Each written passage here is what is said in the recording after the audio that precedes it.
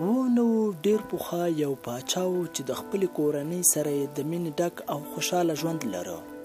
د نوموړي پاچا د نورو پخوانیو پاچاهانو په څیر د ښکار کولو سره ډیر شوق و. د یو وزیر لره چې نوم یې ګلمرجان و. د پاچا سره به په هر سفر کې یو ځای و.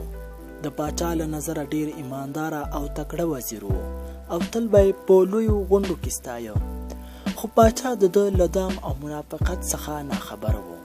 پاچا به تل خپل زوی ته د دغه وزیر صفت کوه: زویه، چې هر مشکل درته پیدا کېده دغه وزیر ته یې وایه، دا ډېر وفاداره او ایمانداره وزیر دی.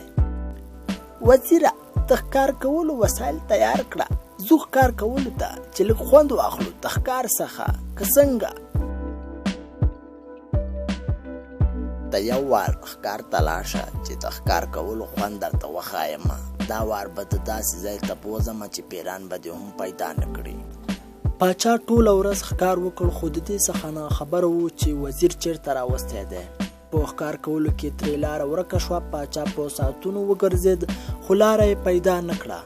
په سبا هم ټوله ورځ وګرځېدو خو په درېیمه ورځ د یوې سمڅې مخې ته تېرېده چې د یو جادوګر سره مخامخ شو. دغه جادوګر ته ګلمرجان امر کړی و چې پاچا په خپل منتر باندې په قفس کې بندي کړي تر څو پاچاهي موږ ته پاتې شي. جادوګر همداسې وکړه او پاچا یې بندي کړ. زوی د پلار ورکېدو ته سخت خفه و. اخر یې د جادویي قالینې په مرسته هغه ځای ته ځان ورورسو په کوم ځای کې چې پلار په ورځو باندې و. زوی هم په خپل قوي منتر باندې د هغه جادوګر جال مات کړ او پلار یې آزاد کړ.